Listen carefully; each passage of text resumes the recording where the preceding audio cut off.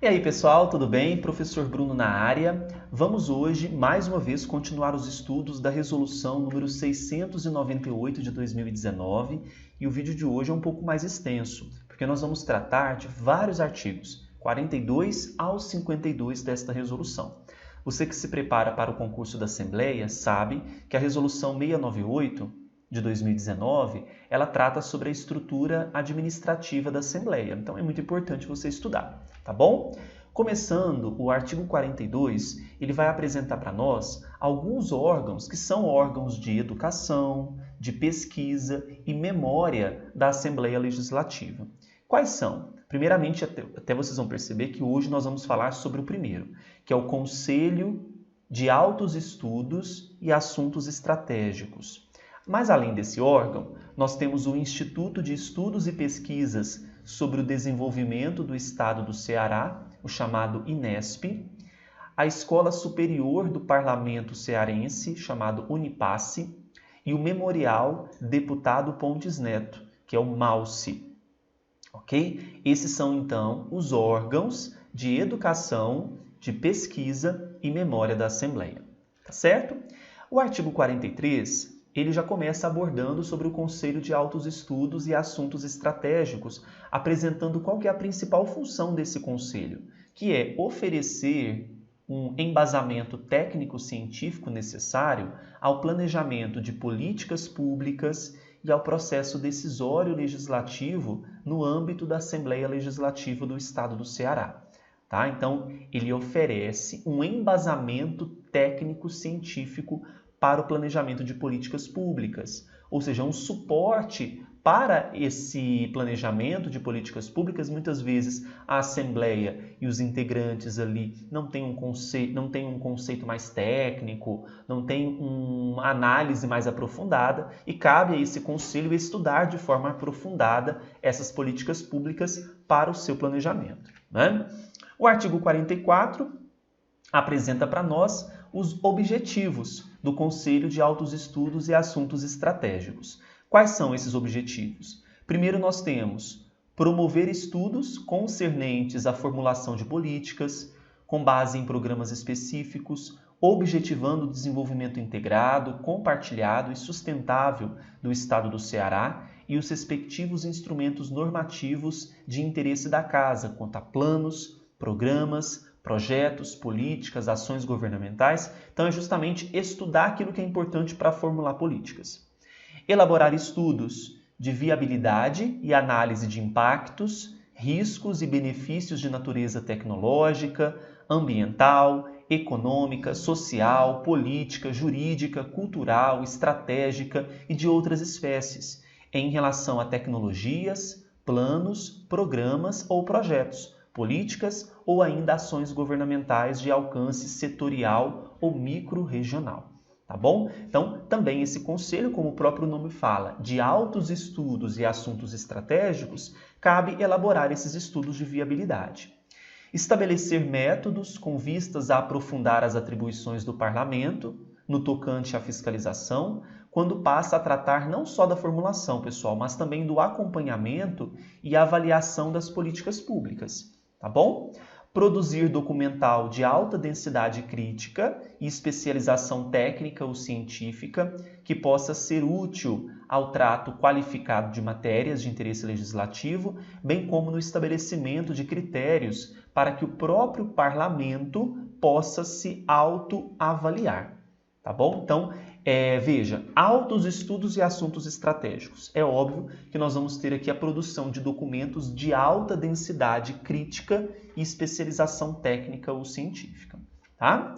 O parágrafo único desse artigo 44 prevê que as atividades de responsabilidade do Conselho poderão ser deflagradas também por solicitação da mesa, de comissão ou do colégio de líderes. Então, para que haja o trabalho desse Conselho de Altos Estudos e Assuntos Estratégicos, não só por conta própria, mas também a própria mesa, comissão própria, colégio de líderes podem deflagrar as atividades desse Conselho, tá bom?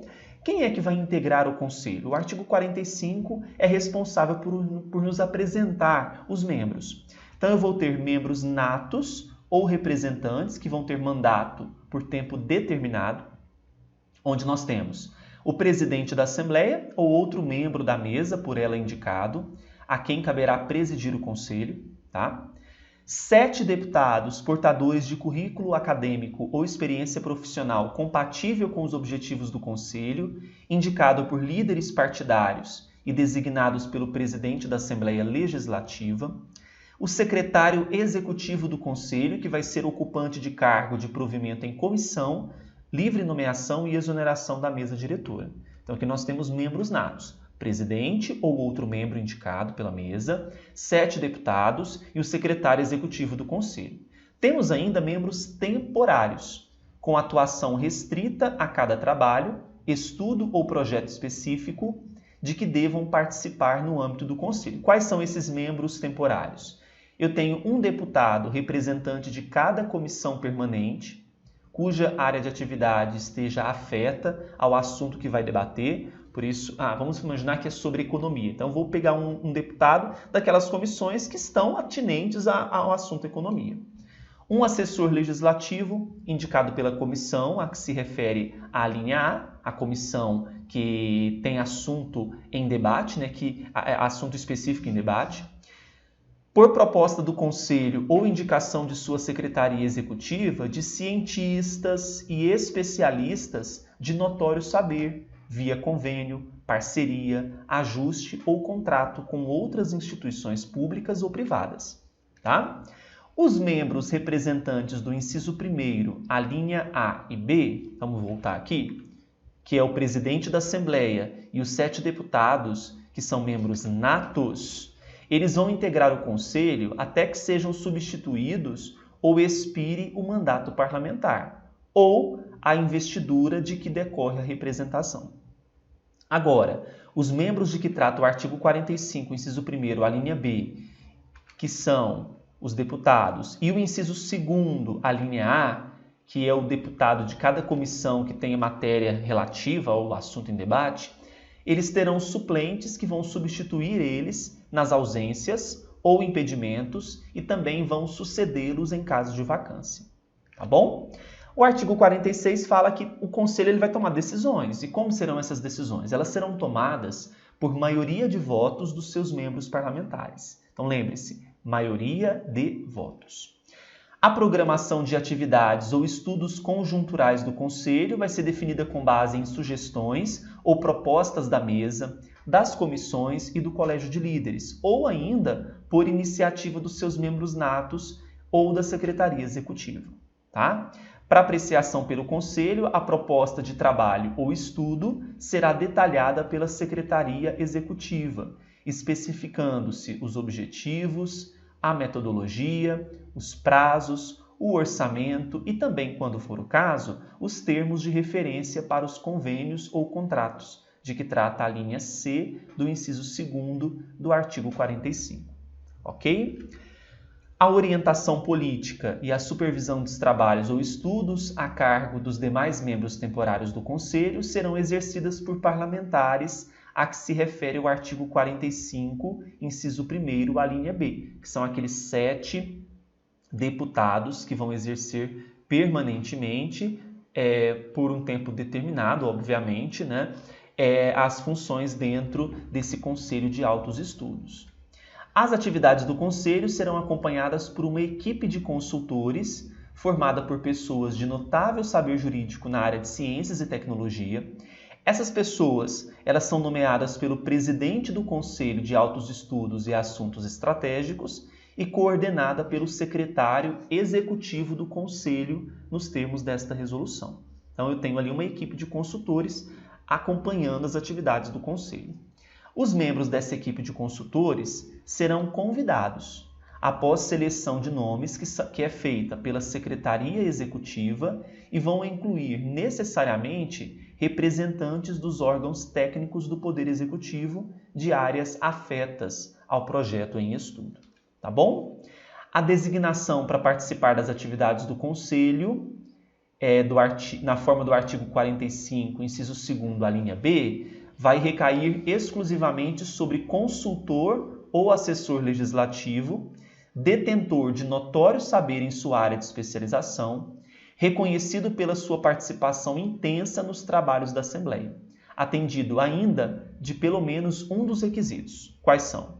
São dois aqui, faltou colorir de amarelinho aqui.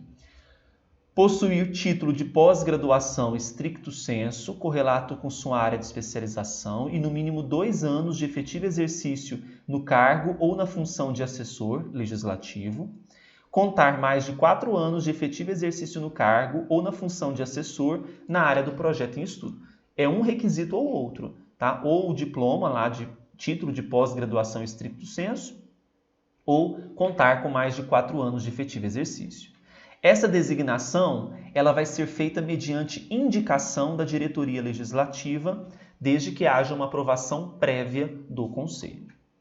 Esse Conselho vai manter intercâmbio com instituições científicas e de pesquisa, então esse auxílio com essas instituições que vão ajudar no trabalho do Conselho, né? E visa isso, propor à mesa diretora a celebração de convênios ou acordos de cooperação técnica, prestação de serviços ou assistência técnica, desenvolver programas de atualização dos especialistas do quadro da assessoria por meio da Escola Superior do Parlamento Cearense, que é a Unipasse, vamos até falar, e desenvolver também estudos expeditos interdisciplinares para atender demandas do programa de trabalho aprovado para o exercício. Essas pessoas que compõem o Conselho precisam estar sempre atualizadas, né?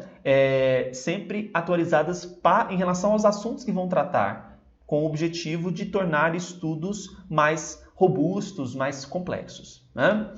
A produção documental que é elaborada no âmbito do Conselho é da titularidade da Assembleia Legislativa, ficando sob a guarda do Instituto de Estudos e Pesquisas para o Desenvolvimento do Estado do Ceará, INESP, cabendo ao Conselho ainda estabelecer os critérios de acessibilidade e divulgação. Tá bom? Então essa produção fica a cargo, a Assembleia é titular desses documentos. Beleza? A gente então fecha por aqui esses artigos 42 ao 52. Qualquer dúvida, mande por e-mail ou nos procure pelo Instagram, @Professor Bruno Eleitoral. Fiquem com Deus e até mais. Agora, pessoal, se você gostou do vídeo, dê o seu like, se inscreva no canal e clique no sininho para receber todas as novas publicações. Além disso, no nosso canal do YouTube nós temos várias playlists com leis comentadas, questões comentadas, feitas com muito carinho para você.